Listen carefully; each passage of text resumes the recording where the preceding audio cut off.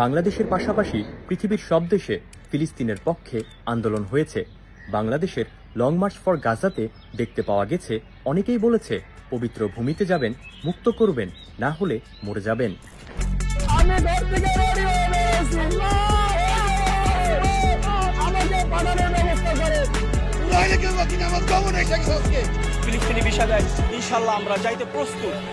ভাই থামেন, আপনাকে ওখানে যেতে হবে না, আপনি আপনার দেশেই থাকেন, কারণ পরবর্তী ইসরায়েল আপনার পাশেই আছে, আর পরবর্তী ফিলিস্তিন আমার আপনার দেশটাই হতে চলেছে। কেন এমন কথা বলছি একটু বুঝিয়ে বলি। এই ভারতবর্ষ থাকতে গেলে হিন্দু ধর্মকে অবলম্বন করে থাকতে হবে। আজ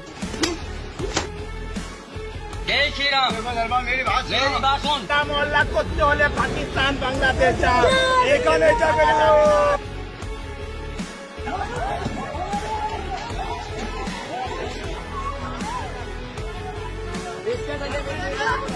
ভারতে ওয়াকফ আইন সংস্কারের ফলে ভয়াবহ এক ভবিষ্যতের সামনাসামনি হচ্ছে ভারতীয় উপমহাদেশের মুসলিমরা। কারণ ভারতীয় ওয়াকফ বোর্ড এককভাবে সবচেয়ে বেশি পরিমাণ জমির মালিক, যে সংখ্যাটা প্রায় 9,40,000 একর। ঐতিহাসিকভাবে মুসলিম শাসকদের দান করে যাওয়া মসজিদ, মাদ্রাসা, মাজার, গোরস্থান সহ প্রায় 8,72,351টি প্রতিষ্ঠান এই জমির উপর প্রতিষ্ঠিত। শুধুমাত্র ভারতে প্রায় 20 কোটি মুসলমানদের বসবাস, যারা ঐতিহাসিকভাবে এসব ওয়াকফকৃত জমির সাথে সম্পর্ক স্থাপন করে। কিন্তু মোদী সরকার এবার আইন করে এসব প্রতিষ্ঠান ধ্বংস করে জমি দখল ও মুসলিমদের আনুষ্ঠানিক উচ্ছেদ শুরুর উদ্যোগ নিয়েছে। ইতোমধ্যেই অনেক মসজিদ হিন্দুত্ববাদী উগ্র গোষ্ঠী ভেঙে গুড়িয়ে দিয়েছে। ভারতের উত্তরাখণ্ডের 170-এর বেশি মাদ্রাসা সিলগালা করা, পশ্চিমবঙ্গ, হরিয়ানা সহ আসামে 20 লাখের বেশি মুসলিমকে ভূমিহীন করার প্রসেস চলছে। আপনি যে গত 12ই মার্চ ফিলিস্তিনের পক্ষে আন্দোলনে গিয়েছিলেন না, তখন আপনার পার্শ্ববর্তী দেশও কিন্তু আন্দোলন করেছিল। সেটা কার পক্ষে জানেন? ইসরায়েলের পক্ষে। পৃথিবীর একটা দেশের মানুষই এখনো ইসরায়েলের পক্ষে মাঠে নামছে, আর সেইটা আপনার পাশের দেশের মানুষ। শুধু তাই নয়, গাজাতে যুদ্ধের মধ্যে ভারত ইসরায়েলে রকেট ও বিস্ফোরক রপ্তানি করে। ইসরায়েল লেবানন সীমান্তে 700 ভারতীয় সেনা মোতায়েনের জন্য সৈন্য পাঠায়। 20 অক্টোবর 2023 সালে ইন্ডিয়া টুডে কর্তৃক প্রকাশিত কমপক্ষে 400 জন ভারতীয় ইসরায়েলি সেনাবাহিনীর সাথে সম্মুখ সারিতে লড়াই করেছিলেন। তাহলে একবারের জন্য ভাবুন তো, এরা যদি আমাদের বাগে পায় তাহলে আমাদের কি অবস্থা করতে পারে? ভাই, আপনার পাশের দেশের মানুষ হাসতে হাসতে জেনোসাইড নিয়ে মজা করে, ইসরায়েলের পক্ষে স্লোগান দেয়। আপনার ভয় করে না? আপনার কি একটাবারের জন্য মনে হয় না এই সাইকোরা আমাকে আপনাকে সুযোগ পেলে কি করতে পারে? যার ফলে সাবধান হন, সামর্থ্য অর্জন করুন, যে সামর্থ্য শুধুমাত্র জ্ঞান অর্জনের মাধ্যমেই সম্ভব। বোকার মতো আবেগী হয়ে আমেরিকার স্কলারশিপ বাতিল করে দেওয়া আর প্রয়োজন হলে যাব না আর আমেরিকা, এমন নির্বোধের মতো সিদ্ধান্ত নিয়েন না, আচরণ করেন না। বরং আরো যত বেশি সম্ভব স্কলারশিপের জন্য চেষ্টা করুন।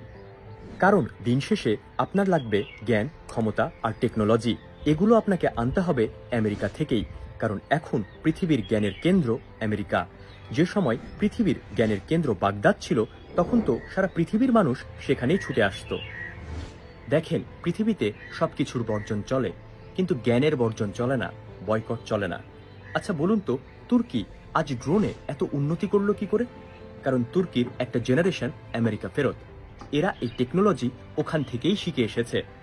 ইরানের সাথে আমেরিকার এত এত গ্যাঞ্জাম, কিন্তু কখনো কি শুনেছেন ইরানিরা আমেরিকার স্কলারশিপ বর্জন করেছে? বরং তারা ওখান থেকে আরো ভালো করে শিখে দেশে ফেরত আসে। নবীজি সাল্লাল্লাহু আলাইহি সাল্লামের সময় পৈত্তলিক তথা প্রতিমা পূজক বন্দীদের মুক্তি দেওয়া হতো জ্ঞানের বিনিময়ে। মুসলিম বাচ্চাদের পড়তে আর লিখতে শিখালে ছেড়ে দেওয়া হতো। মুসলিম নেতারা অতীতে ঘোড়ায় চড়ে যুদ্ধ করে বিভিন্ন যুদ্ধে জয়লাভ করেছে। শত্রুরা হয়তো তখন ঘোড়া চালানোই পারদর্শী ছিল না, কিন্তু তারাই এবার এর বিপরীতে ঘোড়া চালানো শেখার চেষ্টা না করে এমন কিছু শিখেছে যা দ্বারা তারা ঘরে বসে আমাদের মারতে পারছে। ভাই, আমাদের থেকে পাকিস্তানের রিস্ক কম কেন জানেন? কারণ পাকিস্তানের কাছে আছে অ্যাটম বোমা, যেটা বানিয়েছেন আব্দুল কাদির খান, যিনি পড়াশোনা করেছেন জার্মান স্কলারশিপে। এই ভদ্রলোক যদি বলতো আমি জার্মান যাব না, কারণ জার্মানি তো ইসরায়েলের পক্ষে, তাহলে কি কিছু হতো বলেন?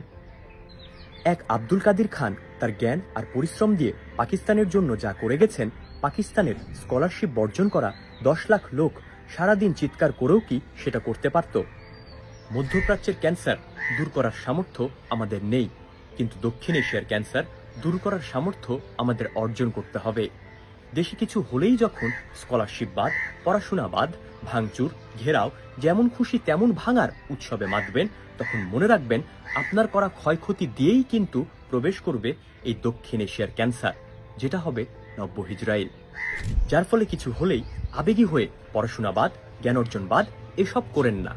ভাঙচুর করে নিজের দেশের অর্থনীতির 12টা বাজিয়েন না, কারণ অর্থনীতির উন্নয়ন না হলে সামরিক উন্নয়ন হবে না, আর সামরিক শক্তি না থাকলে আমাদেরকে কিন্তু কেউ আর বাঁচাতে আসবে না, যা ইতোমধ্যেই ওয়াকফ নীতি দিয়ে শুরু হয়ে গিয়েছে।